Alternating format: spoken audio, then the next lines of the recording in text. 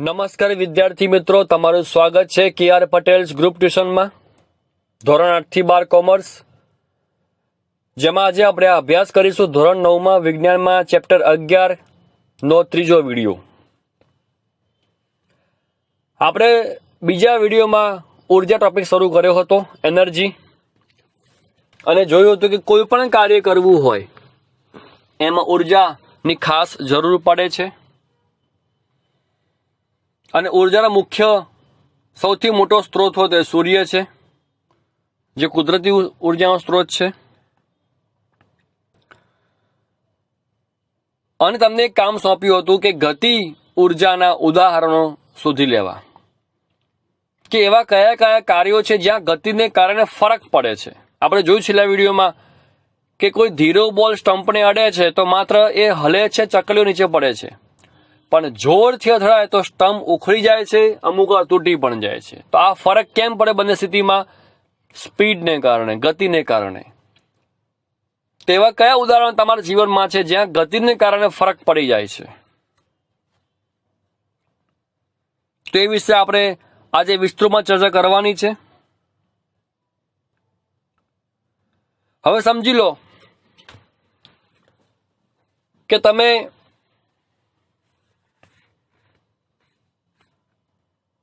એક માટલા ઉપર ઈંટ મૂકી છે, તો શું માટલું ફૂટી ગયું?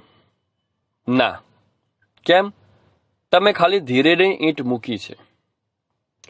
હવે તમે એ ઈંટને ઊંચી કરો, ઉચકો 2 ફૂટ 3 ફૂટ ઊંચી, અને છોડ દો. શું થશે? માટલું ફૂટી જશે. કેમ? પહેલા પણ ઈંટ મૂકી માટલા ઉપર, અત્યારે મૂકી છે, પણ પહેલા તમે ધીરે મૂકી હતી, અત્યારે તમે જે છોડો છો ઉપરથી એનાથી સ્પીડમાં એ ઈંટ માટલા ઉપર પડે છે, માટલું ફૂટી જાય છે. આ પ્રયોગ તમારા ઘરે તમારા જોખમે કરજો, કારણ કે પછી તમારા ગાલ ઉપર જે પડવાનું છે એ કેટલી સ્પીડથી આવશે નક્કી કરી શકાતું નથી. આવો પ્રયોગ પણ આપણે સમજી શકીએ છીએ, વગર કરે પણ સમજી શકીએ છીએ કે આવું કેમ થાય, અને આવું થાય જ. તો એના માટે કંઈ પ્રયોગ કરવાની જરૂર નથી, એ આપણે સમજી શકીએ છીએ. તમે જુઓ કે મિસ્ત્રી ભાઈ જે કામ કરતા હોય છે,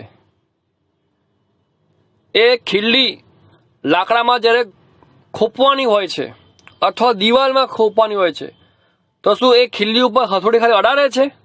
ના, આમ હાથને પાછો કરે છે અને જોરથી એનો પ્રહાર કરે છે. કેમ? ગતિ, સ્પીડ. એને કારણે એ ખીલ્લી લાકડામાં કે દિવાલમાં જતી રહે છે, માત્ર એને અડવાથી જતી નથી.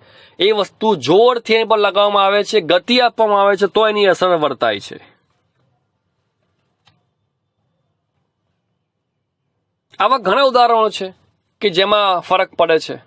ફુગ્ગો, તમે ફુગ્ગાને હવા ભરીને સહેજ દબાવો તો એનો આકાર બદલાશે, અને જોરથી દબાવો કદાચ ફૂટી પણ જશે. આવું કેમ થયું? કારણ કે પહેલા સહેજ દબાવ્યું હતું, એમાં તમારું ગતિ ઓછી હતી, અને પછી જોરથી તમે હાથને પ્રેસ કરો છો, મુઠ્ઠી વાળો છો એ રીતે ફુગ્ગાને લઈને, તો એ ફૂટી જાય છે. તમને એક બીજી માહિતી આપું ફુગ્ગા વિશે, ઘણા ઓછા જાણતા હોય છે. નાના બાળકો જ્યારે ઘરમાં ફુગ્ગા રમતા હોય ને, આમ ઉછાળીને, ત્યારે મમ્મી પપ્પા કે બીજા કોઈ વડીલ એ બીવે, એ ઉભા રે, પંખામાં જશે, ફૂટી જશે, પંખામાં જશે, ફૂટી જશે. અને હું ત્યારે કહું, ફુગ્ગો પંખામાં ફૂટતો નથી. અને આ સાંભળીને બધા હસે છે અને નવાઈ પામે છે. પછી હું એમને પ્રયોગ કરીને બતાવું, એમની સામુ જ હું ફુગ્ગો નાખું છું પંખામાં, ચાલુ પંખામાં, અને અથડાય છે, અને એ દૂર ફેંકાય છે, પણ કદી ફૂટતો નથી. અને એ જોઈને એ લોકો પણ નવાઈ પામે છે. ખરેખર આવું હોય છે, કારણ કે મનમાં એક બીક ઘૂસી ગઈ છે કે પંખાની જે પાંખની ધાર હોય એ મજબૂત હોય, અણિવારી હોય, એટલે ફુગ્ગો ફૂટી જ જાય, પણ ખરેખર કોઈએ પ્રયોગ કર્યો હોતો જ નથી. તો જ્યાં જ્યાં અમે આ રીતે ગયા હોય ત્યાં બાળકો ફુગ્ગા રમતા હોય તો એને મમ્મી પપ્પાને કહું રમવા તો નહીં ફૂટે ફુગ્ગો, પછી ના માને, પછી એની સામે હું પોતે જ ફુગ્ગો ફેંકીને બતાવું અને એ પોતે પછી ખુશ છે કે વાહ આવું તો પહેલી વાર જોયું. તો તમે ઘરે પણ પ્રયોગ કરી જોજો, ફુગ્ગો ફૂલાવજો. અને આ ધીસ ઇઝ નોટ જોક, આ નથી મજાક, આ સત્ય છે. આ પ્રયોગ કરી જોજો. એક ફુગ્ગો આવે 2-3 રૂપિયાનો ફુગ્ગો ફૂલાવજો, પછી ચાલુ પંખા એને ફેંકજો, એ અથડાશે દૂર ફેંકાશે, કદી નહીં ફૂટે. આવું કેમ થાય છે જાતે વિચારજો. આની પાછળ પણ એક સાયન્સ છુપાયું છે. વાત કરીએ આપણે ગતિ ઉર્જાની. ટૂંકમાં તમારે કોઈ પણ કાર્ય કરવું હોય તો એને અમુક પ્રકારની ગતિ આપવી જરૂરી છે. આપ બેટિંગ કરતા હો અને સામેવાળો બોલ ફેંકે અને તમે માત્ર બેટને અડારો તો શું 6 વાગે છે? ના.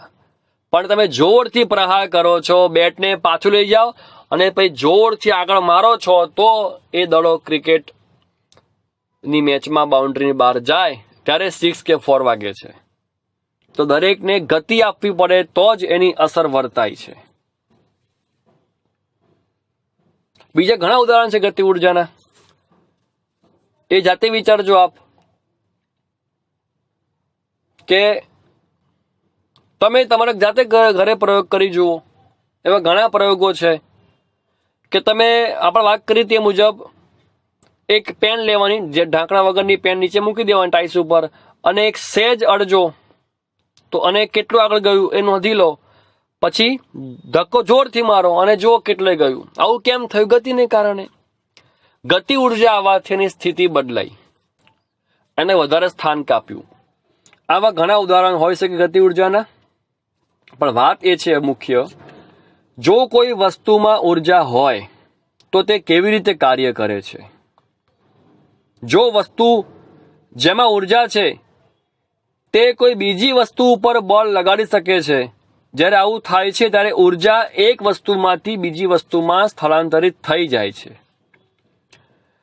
બીજી વસ્તુ થોડી ઉર્જા પ્રાપ્ત કરતી હોવાથી કંઈક કાર્ય કરી શકે છે અને આ રીતે તે ગતિમાં આવી શકે છે. મતલબ તમે જે આંગળી વડે ધક્કો માર્યો પેનને, તો તમારી ઉર્જા પેનમાં આવી ગઈ અને એટલા માટે પેન આગળ ગઈ છે. આવું તમે સાયન્સ જ સમજાવી શકે. તમે આવા ઘરે ઘણા પ્રયોગ કર્યા હશે, પણ આવું કારણ તમને ક્યાંય ખબર નહીં હોય કે તમારી ઉર્જા એમાં પ્રવેશે છે. એટલે જેમાં ઉર્જા હોય એ બીજી વસ્તુ ઉપર જ્યારે બળ લગાડે છે તો એની ઉર્જા બીજી વસ્તુમાં સ્થળાંતરિત થાય છે. તમે ક્રિકેટનો બોલ જે જોરથી ફેંકો છો બોલિંગ કરતી વખતે, તો તમારી ઉર્જા તમે બોલને આપો છો, એટલા માટે એ દડો જોરથી ફેંકાય છે અને સ્ટમ્પ સાથે અથડાય છે. તો આ રીતે પહેલી વસ્તુમાં જે ક્ષમતા છે કામ કરવાની એ બીજી વસ્તુને આપી શકે છે. તમારામાં જે ઉર્જા છે તમે કોઈ બીજી વસ્તુને આપી શકો છો, એટલા માટે બીજી વસ્તુ એ કામ કરે છે. આમ પ્રથમ વસ્તુમાં કાર્ય કરવાની ક્ષમતા હતી એ દર્શાવે છે કે દરેક વસ્તુમાં ઉર્જા તો હોય જ છે અને એ ઉર્જાથી જ એ કામ કરી શકે છે. પણ આપણે ઉર્જાના સ્વરૂપમાં ફેરફાર કરી શકીએ છીએ. અને યાદ રાખજો વિદ્યાર્થી મિત્રો કે ઉર્જાનો એકમ એ જ કાર્યનો એકમ છે. કારણ કે કોઈ પણ કામ કરવું હોય તો ઉર્જા જરૂરી છે. તો કાર્યનો એકમ કહો કે ઉર્જાનો એકમ કહો, એ એક જ છે અને એ છે જૂલ, જે જૂલ નામના વૈજ્ઞાનિક પરથી પડ્યો છે. 1 જૂલ કાર્ય કરવા માટેની આવશ્યક ઉર્જાની માત્રા 1 જૂલ કહેવાય છે, 1 J. ક્યારેક ક્યારેક ઉર્જાનો મોટો એકમ પણ હોય છે, જેમ કે કિલો જૂલ, KJ. આનો ઉપયોગ થતો હોય છે. જેમ આપણે ત્યાં 1 કિલો બરાબર 1000 ગ્રામ છે ને, એ રીતે 1 કિલો જૂલ બરાબર 1000 જૂલ પણ એવું કહી શકાય છે. તો તમે ખાસ લખી રાખજો કે ઉર્જાનો એકમ કે કાર્યનો એકમ એક જ છે, જૂલ, અને મોટો એકમ છે કિલો જૂલ. જેમ ગ્રામ અને કિલોગ્રામ છે એ રીતે સંબંધ છે અહીંયા કે 1 કિલો જૂલ બરાબર 1000 જૂલ, 1 KJ બરાબર 1000 J. આપ ખાસ લખી રાખજો. હવે આપણે જોઈએ છે ઉર્જાના પ્રકાર, ફોર્મ્સ ઓફ એનર્જી. આપણે જે વિશ્વમાં રહીએ છીએ, જે પૃથ્વી ઉપર રહીએ છીએ, ત્યાં ઘણા પ્રકારની ઉર્જા છે. એટલા માટે સજીવન છે આપણે, એટલે આ જીવસૃષ્ટિ પૃથ્વી ઉપર વિકસી છે. બીજા કોઈ ગ્રહ ઉપર આટલી અનુકૂળતા નથી જેટલી અનુકૂળતા જીવવા માટે પૃથ્વી ઉપર ભગવાને આપણને આપી છે. અને મેં કહ્યું એમ કે ઉર્જા ઘણા બધા પ્રકારે છે.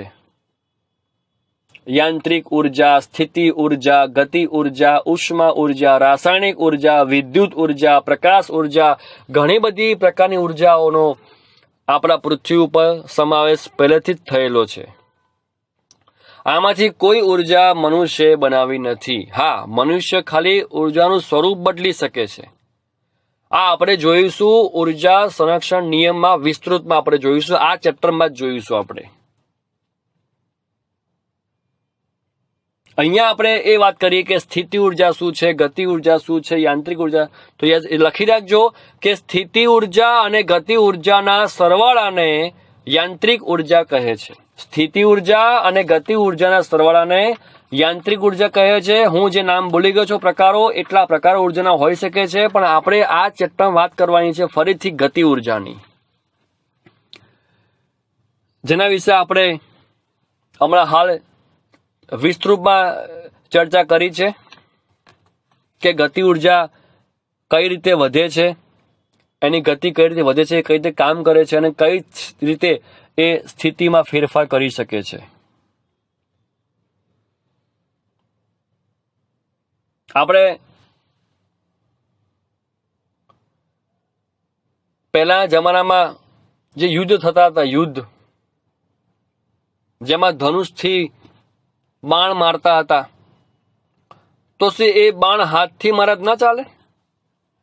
પણ એ બાણ હાથથી મારો તો બાણમાં ગતિ ના આવે, પણ ધનુષ્યમાં ચડાવીને એ પણસ ખેંચીને તમે છોડો છો તો ગતિ આવે છે. એટલા માટે એ સામેવાળા વીંધી શકે છે.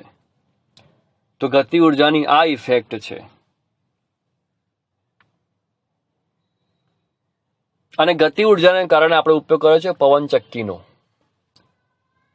કે દરિયાકાંઠે આપણે પવનચક્કી ઊભી કરી છે અને જે પવન વહે છે એ વહેતો પવનથી પાંખિયા ફરે છે, અને પાંખિયા જેટલી ઝડપથી ફરે એટલી આપણે ઉર્જા એમાંથી બનાવી શકીએ છીએ. આનો અભ્યાસ પણ આપણે ધોરણ 10માં વિસ્તૃતમાં કરવાનો છે.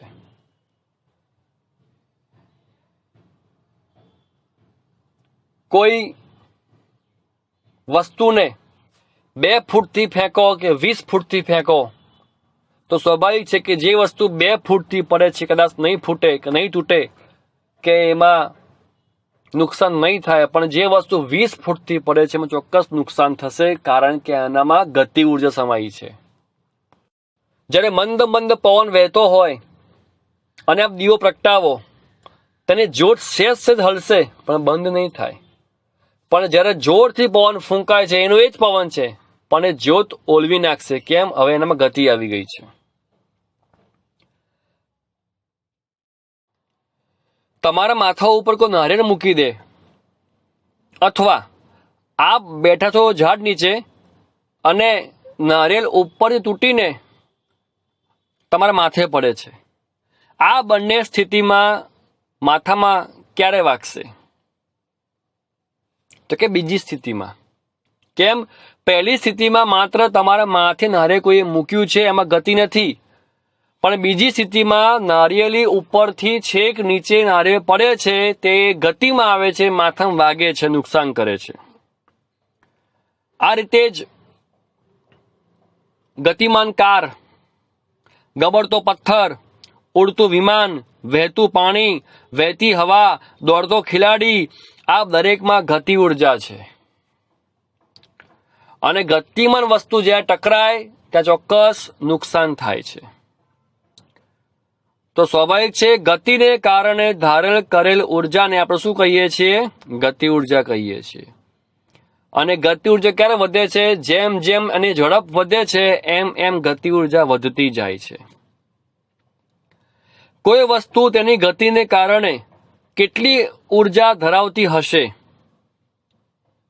તો સ્વાભાવિક છે એ જેટલી ગતિ વધારશે એટલી એની ઉર્જા વધશે.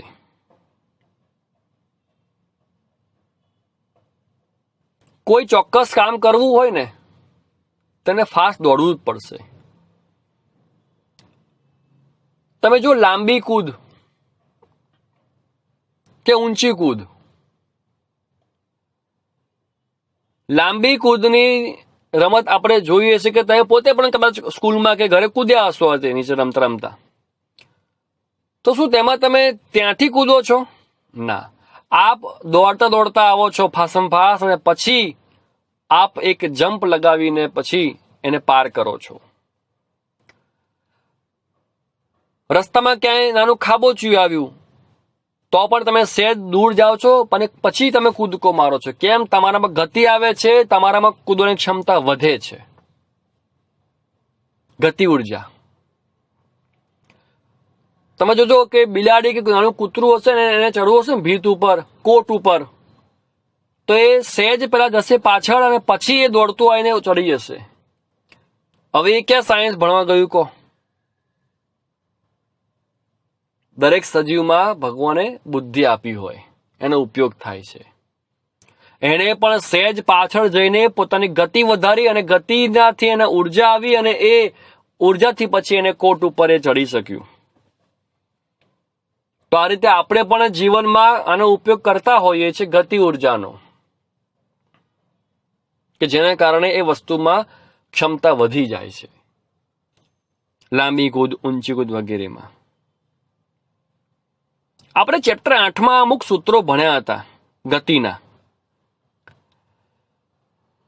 જેમાં જો યાદ હોય તો યુ એટલે શરૂઆતનો વેગ, વી એટલે અંતિમ વેગ, એસ એટલે સ્થાનાંતર, એ એટલે પ્રવેગ, એ ઋણ હોય તો પ્રતિપ્રવેગ કહેવાય. જે સૂત્ર શું હતું? વી સ્ક્વેર માઇનસ યુ સ્ક્વેર બરાબર 2as. અને પછી એમાં આપણે 2a સામે આપીએ છેદમાં તો શું સૂત્ર બનતું હતું કે s બરાબર v square minus u square upon 2a. આવા ઘણા સૂત્રો આપણે એમાં જોયા હતા. આ ચેપ્ટરમાં પણ દાખલાઓ છે, સૂત્રો છે, પણ આપણે આની ચર્ચા રૂબરૂમાં કરીશું જ્યારે મળશું ત્યારે. તો ગતિ ઉર્જા વિશે આપણે આટલો અભ્યાસ કર્યો છે. જાતે પણ આપ વિચારજો, ઘણી બધી પ્રવૃત્તિઓ મળશે જેમાં ગતિ આપવાથી જ ઉર્જા આવે છે, તો જ એ કામ થઈ શકે છે, બાકી કામ થઈ શકતું નથી. એક સ્વાભાવિક છે કે આપણે કોઈ સપાટી ઉપર ડાઘ પડ્યો હોય, કાચ ઉપર હોય, ટેબલ ઉપર કે ટાઇલ્સ ઉપર હોય, અને તમે જોરથી ઘસો ને તો જ જતો હોય ઘણી વાર. તો તે પણ શું છે? તમે બળ આપ્યું. તો આપણા વ્યવહારમાં આપણે ઘણી જગ્યાએ સાયન્સનો ઉપયોગ કરીએ છીએ, પણ આપણને ખ્યાલ હોતો નથી. હવે એ તો સમજાયું આપણે કે ગતિ આપવાથી ઉર્જા આવે. સ્વાભાવિક છે, કોઈ પણ વસ્તુને તમે ગતિ આપો તો એમાં ઉર્જા આવે, એ હવે સમજાઈ ગયું આપણને. પણ કોઈ વસ્તુ સ્થિર ઊભી હોય અને તોય ઉર્જા આવે, એ કઈ ઉર્જા? સ્થિતિ ઉર્જા. તો એ ના સમજાયું કે કોઈ વસ્તુ સ્થિર છે તો એના ઉર્જા ક્યાંથી આવી અને ઉર્જા શું કામ નહીં. ગતિ ઉર્જામાં સમજાઈ ગયું કે જોરથી બોલ ફેંકો તો સ્ટમ્પ પડી જાય, ધક્કો મારો તો વ્યક્તિ પડી જાય, ભારે વસ્તુ ખસેડી શકાય, નારિયેળ પડે તો માથું ફૂટી જાય, અને ઈંટ ફેંકો તો માટલું ફૂટી જાય. એ બધું સમજી ગયું. હવે આપણે સમજાઈ ગયું બધા કે ગતિ આપવાથી વસ્તુમાં ઉર્જા આવે છે, કામ કરવાની ક્ષમતા આવે છે. જોરથી દોડતા આવો તો લાંબો કૂદકો મરાય. એ બધી વસ્તુઓ મગજમાં ઉતરી ગઈ. કેમ? ગતિ આપવાથી પેલા ઉભા હતા ત્યાં તો કૂદકો ના મરાયો, દૂર ગયા તો કૂદકો મરાયો. તો ત્યાં ઉભા હતા તો એ તો આપણે સ્થિર ઉભા હતા. જો સ્થિતિ ઉર્જા જેવી વસ્તુ હોય તો ત્યારે કામમાં કેમ ના આવી? કેમ દૂર જવું પડ્યું? કેમ દોડવું પડ્યું? કેમ ગતિ લાવવી પડી તો જ કૂદાયું? ત્યાં ઉભા પર કેમ ના કૂદાયું? જો સ્થિતિ ઉર્જા જેવી વસ્તુ દુનિયામાં હોય તો કૂતરું કેમ દૂર જાય છે પછી કૂદકો મારે છે કોટ ઉપર ચડવા માટે? તો શું ખરેખર સ્થિતિ ઉર્જા છે ખરી? અને છે તો એ ક્યાં કામમાં આવે છે? આમાં ક્યાં કામમાં જ ના આવી. આમાં તો સ્થિતિને કારણે ઉપરથી તમારે કામ ન બન્યું તો દૂર જવું પડ્યું, ગતિમાં આવવું પડ્યું તો જ કામ થયું. તો સ્થિતિ ઉર્જા ક્યાં કામમાં આવે છે? સ્થિતિ ઉર્જા કોને કહેવાય? આજનું તમારું કામ છે એ વિશે વિચારવું કે એવી કઈ જગ્યા છે, એવું કયું સ્થિતિ છે, એવી કઈ ઘટના છે જેમાં સ્થિતિને કારણે એનામાં કામ કરવાની ક્ષમતા આવે છે. કારણ કે હાલ જે શીખ્યા આમાં તો ક્યાંય સ્થિતિ ઉર્જા કામમાં આવી નથી. આપણે ગતિમાં જ જવું પડ્યું છે. તો સ્થિતિ ઉર્જાનો ઉપયોગ શું થાય એ દુનિયામાં ક્યાં છે, સ્થિર જેવાથી ઉર્જા કઈ રીતે આવે છે, એ બધી ચર્ચા આપણે કરીશું આગલા વિડીયોમાં. અને લગભગ આપણે આગલા વિડીયોમાં ચેપ્ટર પૂરું પણ કરીશું. આવજો.